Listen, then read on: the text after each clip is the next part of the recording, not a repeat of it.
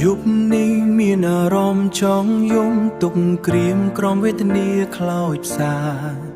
ផឹកម្នាក់ឯងយំម្នាក់ឯងទឹកភ្នែកស្រង់ចូលកែវស្រាសែនឯកាពេលនឹកដល់ស្រីអោយំស្ងាត់តើអ្នកមានដឹងដែរទេ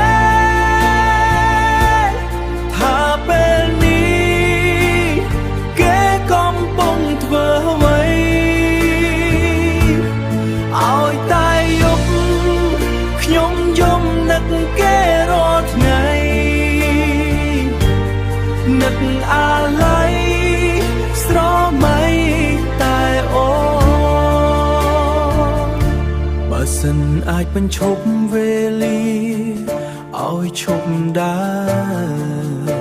បងនឹងបញ្ឈប់មិនឲ្យអូនទៅតែគ្រប់យ៉ាងហួសហើយបានត្រឹមរស់សោកសៅជាមួយនឹងភាពឯកា